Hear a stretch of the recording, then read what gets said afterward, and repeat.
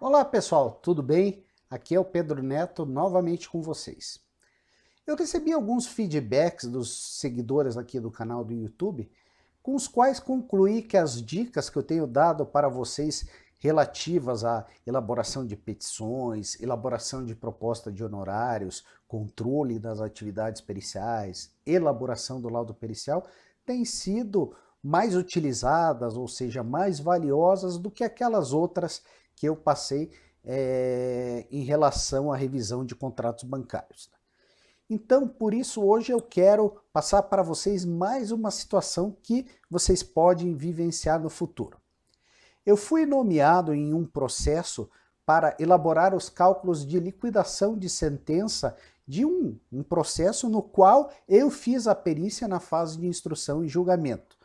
É muito importante, o juiz, quando ele te confia esse encargo novamente, é porque, primeiro, ele gostou do seu trabalho e ele sabe que você, por já ter digamos, todas as bases do que foi realizado durante a fase inicial do processo, você conseguirá aplicar honorários mais baixos, ou seja, mais baratos para as partes, ok? Então, deixa eu mostrar para vocês como eu elaborei esta petição, ok? Me segue aí.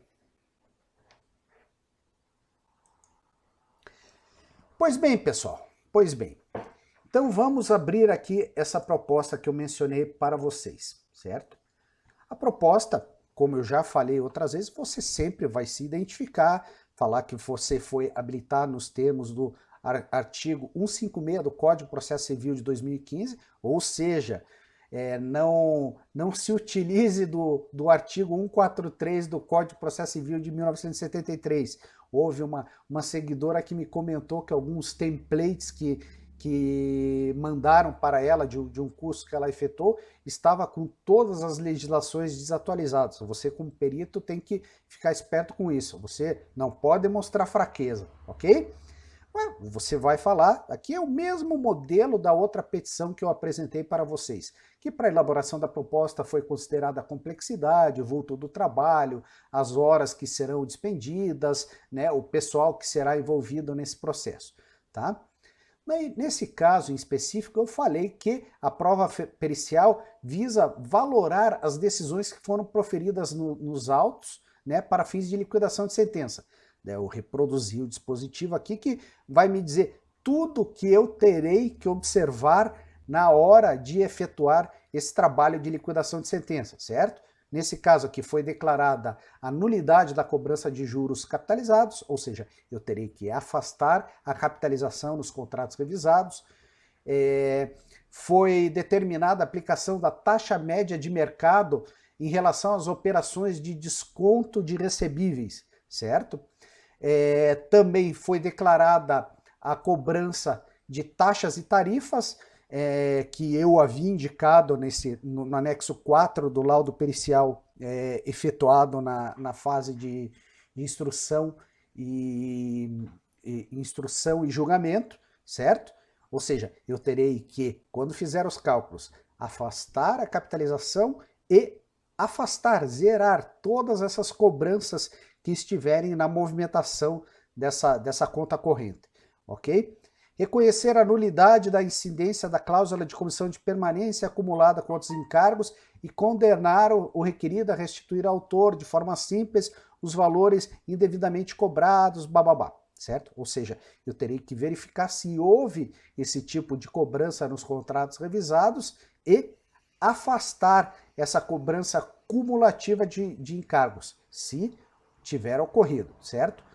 Daí aqui o juiz coloca aqui os valores apurados, né? O valor do indébito apurado deve ser corrigido monetariamente pela média do INPC e IGPDI desde a data de pagamento, ou seja, nesse caso eu terei que verificar quanto que foi pago na data tal e quanto que isso representa na data de encerramento do laudo pericial. E também acrescer juros de mora de 1% ao ano. E também deverei apurar as custas processuais e os honorários de sucumbência nos termos aqui colocados em sentença, certo? Que foi 12% sobre o valor da condenação. O que mais que eu detalhei aqui?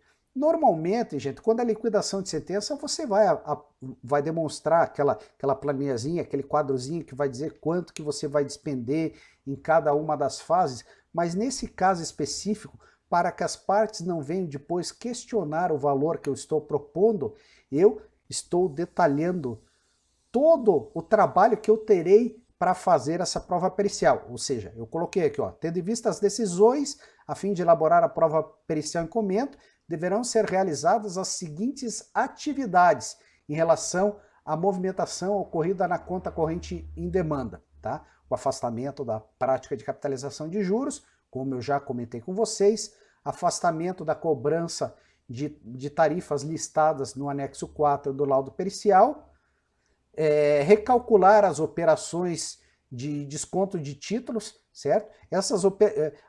Isso eu vou depois fazer um outro vídeo para vocês, que essas operações de desconto de títulos, elas demandam bastante informação para que você consiga verificar, nesse caso, verificar se as taxas que o banco aplicou foram superiores à taxa média de mercado.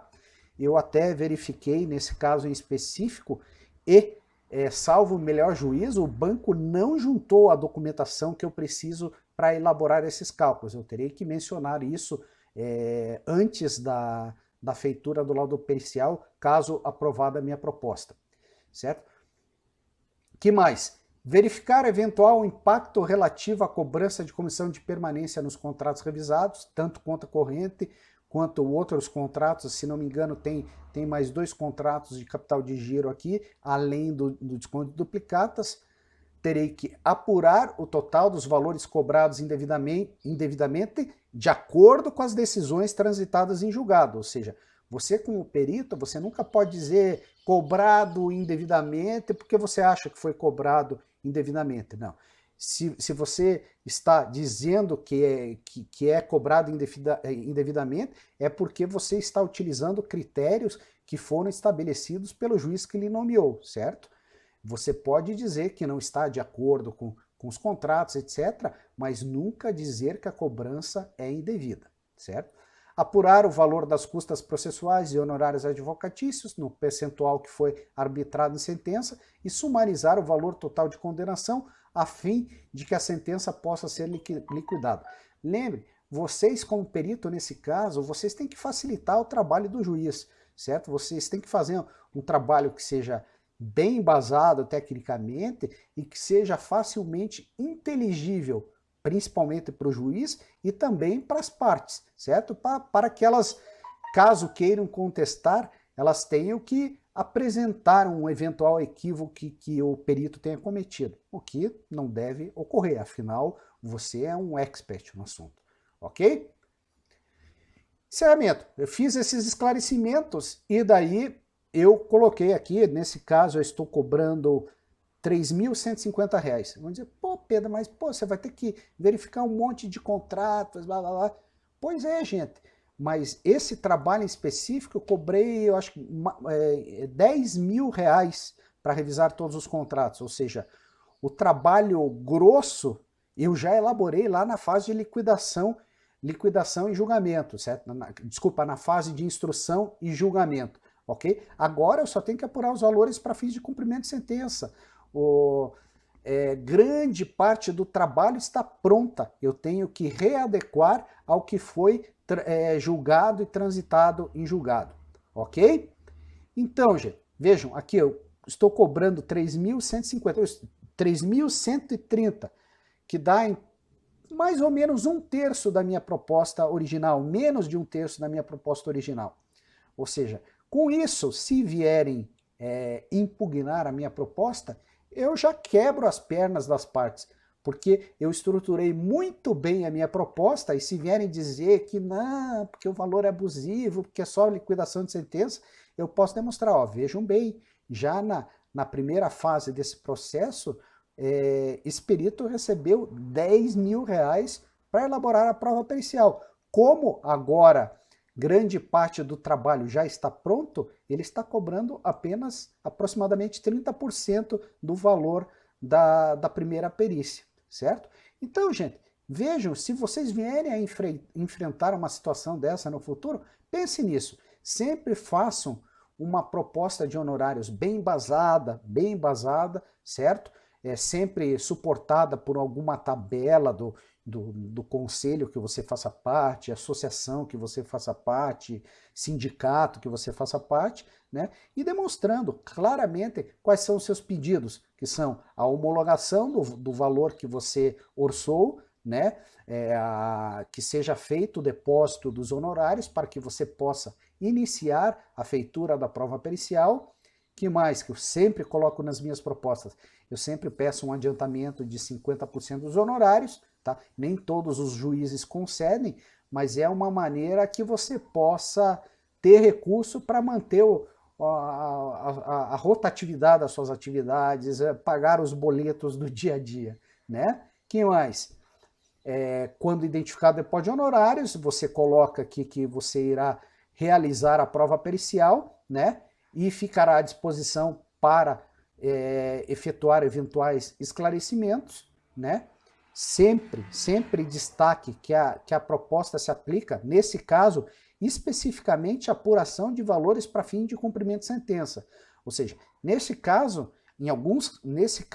nenhuma das partes apresentou quesitos, nem o juiz estipulou as partes que apresentassem quesitos. Mas já aconteceram muitos casos em que as partes apresentaram quesitos para a liquidação de sentença, até mesmo para direcionar, não com maldade, mas para demonstrar para o perito como se embasar nas instruções para apurar o valor devido, certo? Mas você, como um bom perito, não precisa desse tipo de instrução, certo? Que mais, gente?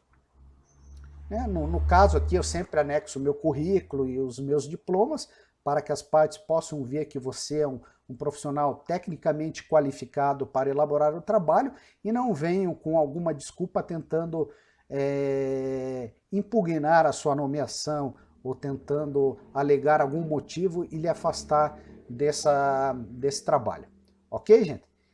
Pois bem, por hoje é isso, tá? Eu espero que isso os tenha ajudado, novamente, né? E espero em breve ter alguma ideia para trazer mais algumas dicas para você que está começando a atuar como perito, certo? Peço por último que vocês cliquem no curtir aqui embaixo. Se ainda não se inscreveu no meu canal, faça isso. Você sempre marque o sininho e você sempre receberá notificações quando eu postar algum vídeo novo, ok? Pessoal, um grande abraço, fiquem com Deus e até o próximo vídeo.